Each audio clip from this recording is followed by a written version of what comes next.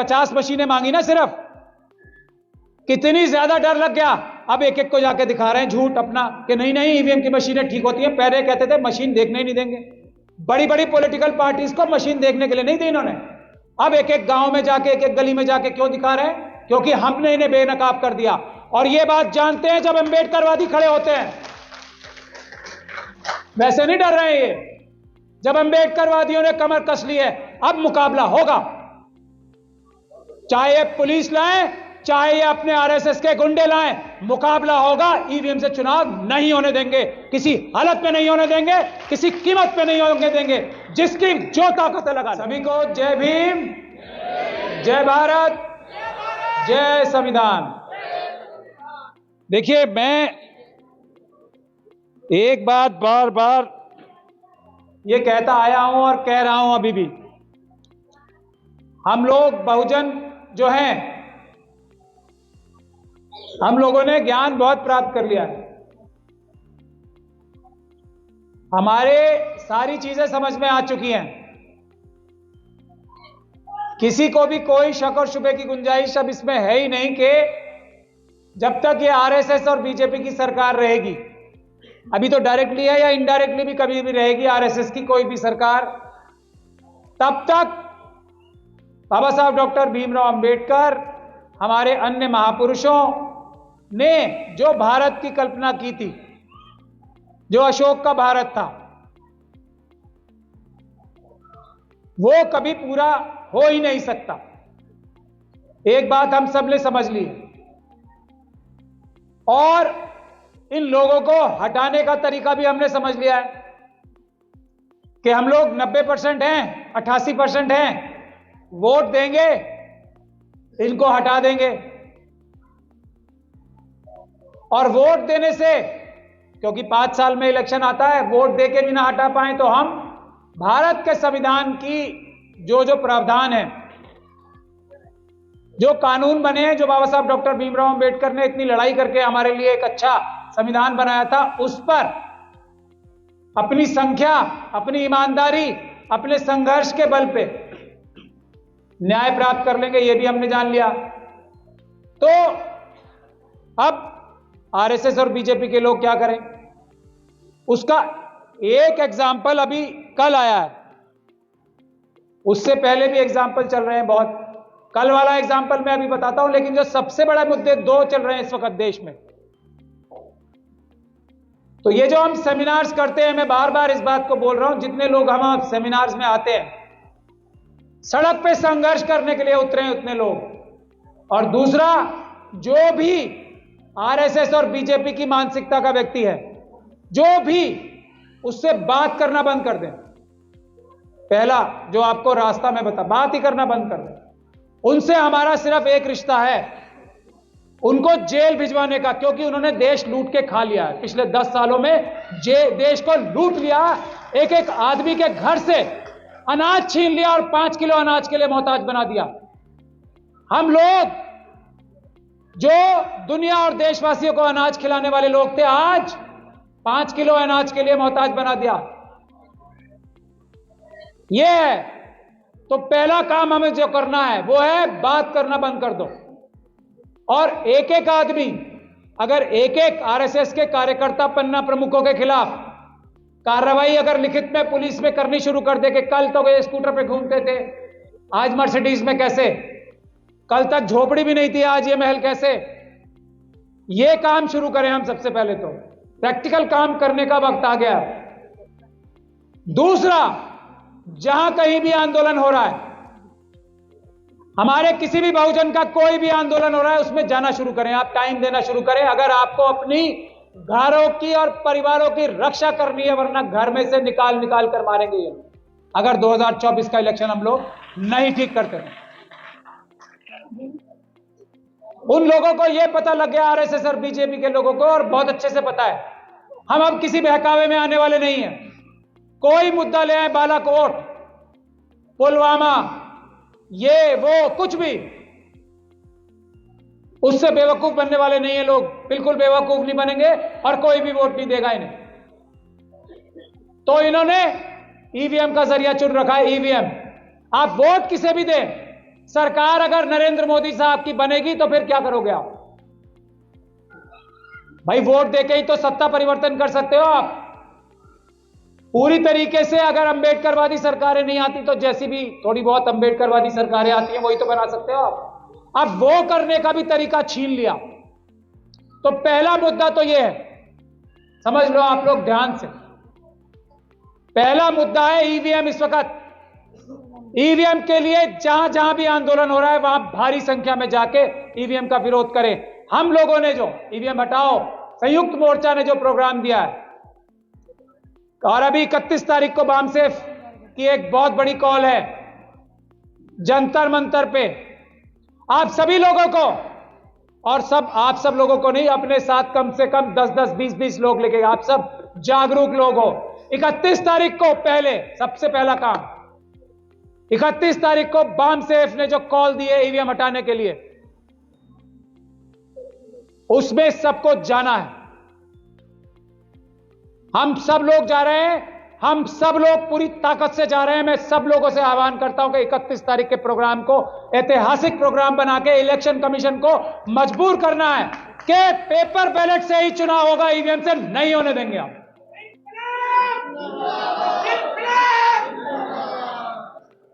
अभी हमसे पहले एक साथी बोल के गए थे, मैं ये बात आप लोगों को साफ कर देना चाहता हूं, मैं थोड़ा बहुत पढ़ा लिखा वकील माना जाता हूं, किसी बहसबाजी में पढ़ना ही नहीं। यह बुनियादी कानून है पूरी दुनिया का बुनियादी कानून है ये, कि इलेक्शन सिर्फ और सिर्फ पेपर बैलेट से ही सुरक्षित है और किसी चीज से सुरक्षित इलेक्शन हो ही नहीं सकते। इसमें बहसबाजी में पढ़ने की जरूरत नहीं है किसी को भी। जो भी पेपर बैलेट के, कागज के बैलेट के, बैलेट बॉक्स के खिलाफ बोलता है वो झूठ बोलता है, वो बेईमान है। यह बात आप सोच के रखो, इसके आगे बहस नहीं। अभी एक हमारे साथी बोल के कहते हैं, इसीलिए मैं ये बात कह रहा हूं कि संविधान में संशोधन करना पड़ेगा अगर पेपर बैलेट से चुनाव करना है। ऐसा कानून में कोई प्रावधान नहीं है जो पेपर बैलेट से चुनाव ना हो सके, ऐसा कोई नहीं है। बल्कि आज भी जो कानून है वो पेपर बैलेट वाला ही कानून है। बैलेट, ये जो ईवीएम मशीन भी है ना, इसको भी पेपर बैलेट ही मान के इलेक्शन होते हैं। बुनियादी कानून आज का भी पेपर बैलेट का ही है। तो इसलिए मैं निवेदन कर रहा हूं, ये वकालत का जो काम है, कानून बताने का काम है, हम पे छोड़ दीजिए। हम झूठ नहीं बोलते, हम सच बोल रहे हैं। मैं इसीलिए चैलेंज कर रहा हूं बार बार लोगों को कि अगर मोदी सरकार में उनके अटॉर्नी जनरल है ना, उनके सॉलिसिटर जनरल हैं, आए बहस करें और मैं उन्हें बताता हूं कि कैसे झूठ बोल रहे हैं सब, और ये कितनी बड़ी भ्रांति फैला रखी है कि कानून में बदलाव करना पड़ेगा। कोई बदलाव करने की जरूरत नहीं है, कुछ जरूरत नहीं है। पैसे कम खर्च होंगे, ये मैं कह रहा हूं, मेरी बात पे तो भरोसा है आपको। पैसे कम खर्च होंगे, टाइम कम खर्च होगा, और सबसे ज्यादा सुरक्षित इलेक्शन होंगे पेपर बैलेट से। ईवीएम से चुनाव सुरक्षित हो ही नहीं सकते, पैसे ज्यादा खर्च होते हैं और धोखा ही धोखा है, टाइम भी ज्यादा लगता है। तीनों तरीके से ईवीएम से चुनाव धोखा ही धोखा है, फ्रॉड ही फ्रॉड है। इसके अलावा कुछ बात ही करने की जरूरत नहीं है। जो ईवीएम के पक्ष में बात करता है वो समझ जाओ, या तो बेवकूफ बन रहा है या बेवकूफ बना रहा है। देश बचाओ,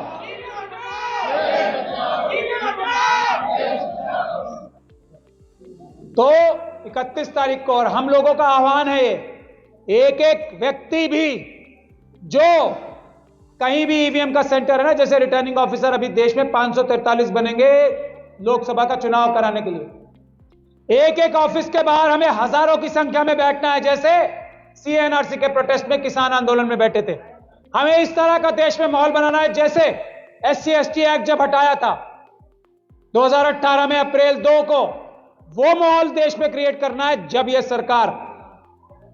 यह सरकार ईवीएम से चुनाव कराने से पीछे हटेगी, वरना इनकी तो जिंदगी और मौत का सवाल है। वोट इन्हें एक भी नहीं पड़ना और ये ईवीएम से चुनाव नहीं करेंगे, ऐसा कभी संभव है?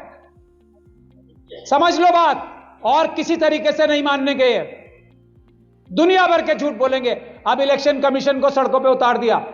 पहले हमने 50 मशीनें मांगी ना सिर्फ, कितनी ज्यादा डर लग गया।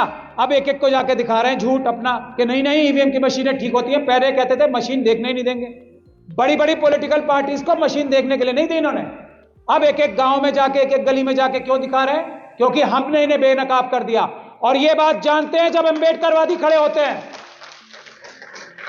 वैसे नहीं डर रहे हैं ये। जब अंबेडकरवादियों ने कमर कस ली है, अब मुकाबला होगा।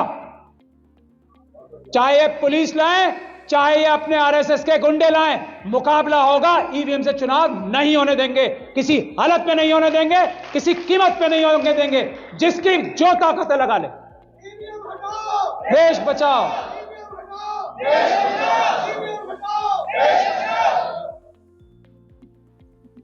तो ये बात अब दिमाग में 31 तारीख का पहले क्लियर कर ले। दूसरा, अभी एक जो ठेकेदारी प्रथा के बारे में हमारे वीर सिंह निगान साहब बोल रहे थे ना, अभी देखो, आप पढ़ाई लिखाई करेंगे हमारे लोग। पहली बात, जो एक बात ये रिजर्वेशन के खिलाफ बोलते हैं, दूसरा मुद्दा मैं बता रहा हूं आपको। जो व्यक्ति जैसे ईवीएम के बारे में जो बोलता है वो चोर है, बदमाश है। जो ईवीएम का सपोर्ट करता है वो डकैत, लुटेरा, चोर, बेईमान, देशद्रोही है। सीधी बात। उसी तरीके से रिजर्वेशन के खिलाफ जो बोलता है वो बेईमान, चोर, लुच्चा, लफंगा, लुटेरा सब है। बात ध्यान से समझ ले। जो रिजर्वेशन से किसी भी नौकरी में जाते हैं वही ईमानदार हैं, उन्हीं के पास दिमाग है। जो रिजर्वेशन से नहीं जाते वो कमअक्ल हैं, बेवकूफ है, गधे हैं। करे केस मेरे ऊपर, मैं साबित करूंगा। ये बात अपने दिमाग में क्लियर कर ले। हम ये बात क्यों कहते हैं? सुप्रीम कोर्ट की जजमेंट है, रिजर्वेशन मींस मीडियोक्रिटी, मतलब रिजर्वेशन को सुप्रीम कोर्ट ये बोल रही है कि जो क्वालिटी है कॉम्प्रोमाइज होती है। इससे बड़ा झूठ दुनिया में कोई नहीं होता, हो ही नहीं सकता। वोट हमारा, राज तुम्हारा। वोट हमारा, राज तुम्हारा।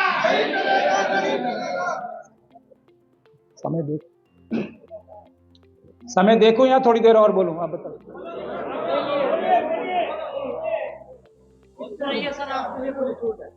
शुक्रिया मुझे छूट देने का। आरएसएस से भी यही को छूट दे दूंगा। मैं बोला। दूसरा मुद्दा रिजर्वेशन का, वीवीपैट। मैं फिर बोल रहा हूं, जो भी किसी तरह की भी बात करता है, वीवीपैट भी धोखा है, सब धोखा है, सब फ्रॉड है, सिर्फ पेपर बैलेट। किसी बात ही नहीं करनी। जब हमने रिजर्वेशन का मुद्दा, ये खुल के आम ये बोल सकते हैं कि रिजर्वेशन वाले जो हैं उनको काम करना नहीं आता। खुलेआम बोल रहे हैं ना ये। इसी ग्राउंड पे हमें नॉट फाउंड सुटेबल करते हैं ना ये। एनएफएस क्या होता है? Not found suitable. खुलेआम करते हैं। हम लोग पता नहीं क्यों बैकफुट पे रहते हैं, डिफेंस करते हैं। ये जो इंटरव्यू लेने वाले हैं, मैं आज ऐलान कर रहा हूं, ये नेवर फाउंड सुटेबल हैं। जो इंटरव्यू लेने बैठते हैं, नेवर फाउंड सुटेबल। जो इंटरव्यू लेने बैठेगा उसके मन में एकलव्य का कॉन्सेप्ट होगा। समझ में आती है बात आप लोगों को? हजारों साल से द्रोणाचार्य पुरस्कार देते हैं ना ये। क्या है द्रोणाचार्य पुरस्कार?